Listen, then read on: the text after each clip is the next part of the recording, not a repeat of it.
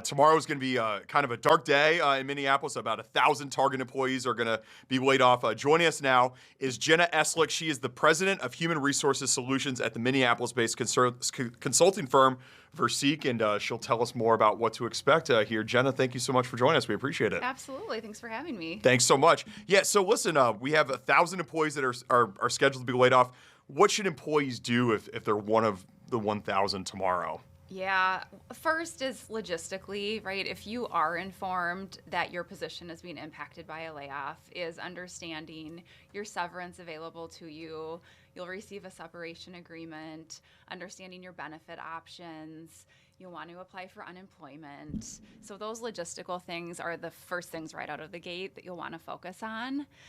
Second, I would say, is really taking that time to process, right? What you alluded to, it's a major life event, and it's a really hard thing. And so giving yourself that space to feel all the things, right? All the emotions from frustration, sadness, anxiety, all super normal, but giving your space to really just kind of sit in that and work through that. Next, I would say once you're ready, right, to start having some conversations and tapping into your network, is coming up with what is your story going to be, right? And so, for example, my position was impacted by the layoff at Target or whatever company due to restructuring, and I'm seeking career opportunities in X, Y, and Z. Just keeping it really clear and to the point. Coming up with your personal, or I should say refreshing your personal brand. So your LinkedIn presence, updating LinkedIn, updating your resume, reaching out to people within your network. So previous managers and colleagues, and explaining to them what you're going through, what's changed. Perhaps asking if they could be references for you. And then I've said this before, but I can't underestimate really tapping into your network, right? And going back to the story that you've crafted and kind of sharing what's changed for you. And I find that, especially here locally, people are so willing to help out. Yeah. If you just tell them what it is that you need, you'll get support. So I think that's the thing, is being vulnerable and being able to put yourself out there and ask for help. Yeah. A couple other things I would mention. Tapping into other partners. So as part of severance, sometimes outplacement services or career coaches are available to impacted employees. So that might be something that could be something that, folks are eligible for, or that might be something that you invest in. The other thing would be leveraging a recruiting partner such as Verseek. Executive, professional, and interim recruiting is what Verseek does. We focus largely on HR, IT, finance and accounting, CEO, and board level positions. But recruiting partners have deep relationships, especially Verseek locally here. They have insights into the market, what companies are hiring, and can be a really great coach. Yeah. Would you put me down as a reference? Of course I would. Absolutely. I'd lie for you too. Yes. Absolutely. I'd be like, yep, I was his manager. He's the best person I've ever met. Yes. Like, of course that's not a lie. Right. That part's not a lie. Right. I appreciate it. And what did we say last week? We tell each other before every show, you're great. You're great. I'm proud of you. I'm proud of you. I'm proud of you. Yeah. I'm proud of you. You mentioned it. One of those kind of scary feelings is like updating your resume, especially if it's been a while, where you're like, oh my God, I don't even know how to make one of these things anymore. Like what would you recommend to people? Like what makes a resume stand out to you as someone that like hires people and recruits people? That's a great question. I think being able to make your skills and experiences transferable. So someone that's perhaps not within your industry, would they understand what it is that you're trying to say and what you've achieved, what experiences you're bringing? Not making it too lengthy, so keeping it fairly concise. ChatGPT is available, and it can be a great starting point. Max loves AI. Oh, yes. my God. Right. Don't even get me started. But there are really a lot of tips and tricks out on LinkedIn. Again, different partners, recruiting partners can give you some insights as well.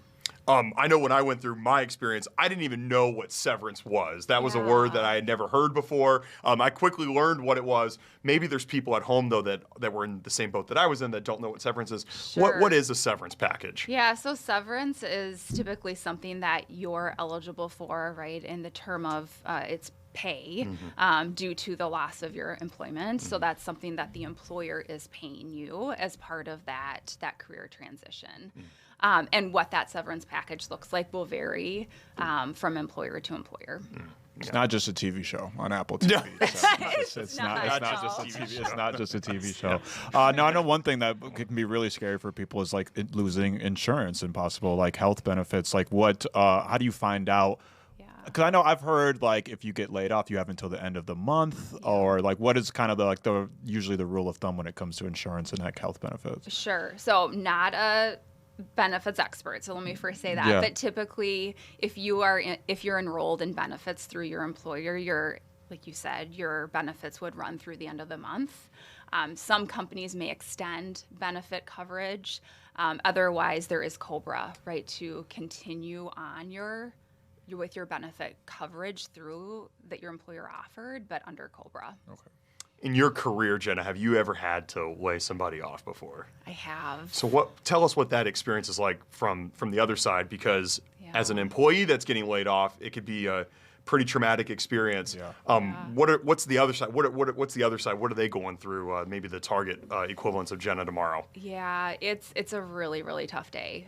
Whether you're a leader or you are an HR partner having to deliver that message to someone that is life-changing is really, really hard. So many times in my career, when I've had to deliver those difficult messages, the employees on the other side of the table are so kind and thoughtful, and they're like, this must be a really hard day for you too. And you're going, wow, this is not even about me, this is about you. But I think that, it's, having empathy and really just kind of putting yourself in the other person's shoes and understanding that it is a really, really tough day. Not to minimize that impact at all, I will say through my career, I've seen so many success stories of someone that's impacted by a layoff, right? And in that moment, it's so difficult and such a range of emotions, right? And like, well, what about this? And what do I do next? And I find that so many people land in an amazing spot, right? A place that they never would have imagined or maybe never ended up in had that layoff not happened.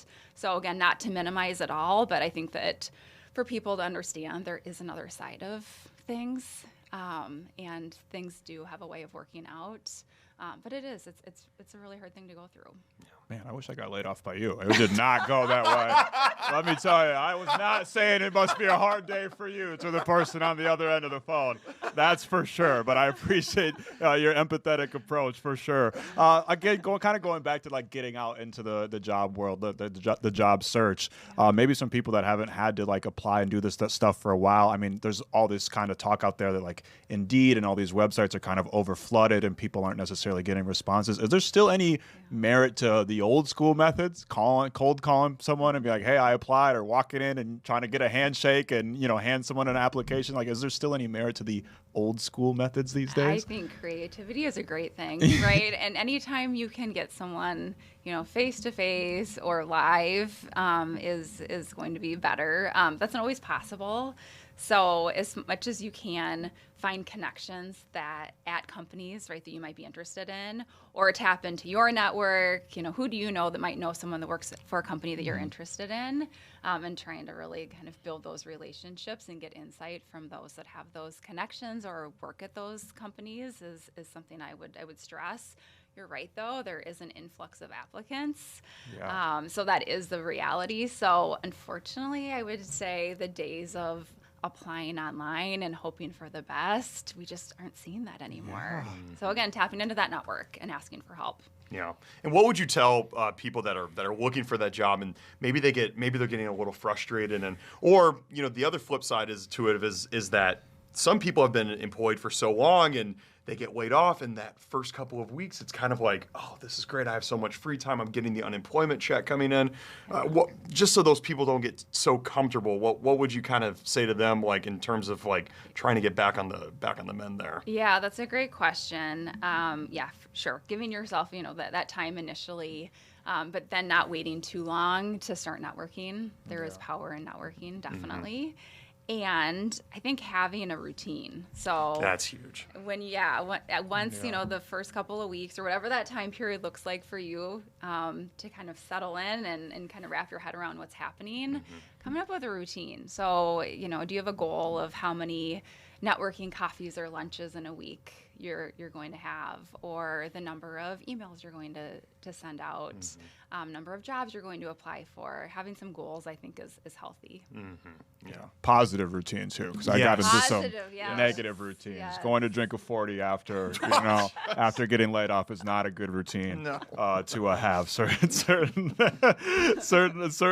not. So in general, what would you say is the first thing someone should do if they are experiencing a layoff? What's the first step? Well, making sure you understand your benefits, right? And understand kind of the financial component, right? So are you eligible for severance? Healthcare benefits is going to be really important. What other benefits might you have available to you, whether it's outplacement, it's career coaching, understanding, maybe what changes you might need to make, hopefully temporarily from a financial budgeting standpoint. And then, coming up with your plan, and hopefully maybe you have some mentors within your network to be able to talk to and kind of pick their brain. Not waiting too long in the networking, I think, is really important. Jenna, I think you said it so well earlier in this interview, where making the most of the opportunity that you're given, and sometimes the layoff can really end up being a blessing in disguise. And I know I certainly wouldn't be sitting here had I not gotten laid off from my previous job. Yeah. Okay. In retrospect, I am grateful that happened, and it's hard to see in the moment. For sure, sometimes. it's really hard to see in the moment. Like I was telling you off the air, I kind of realized after my layoff, is just work was my whole life. I need to be a person that's separate from work. My whole life can't be career and work oriented, So it's it can be a blessing in disguise, but obviously it's a really hard moment in the time. No doubt. And we're lucky enough to have bounced back, and some people aren't.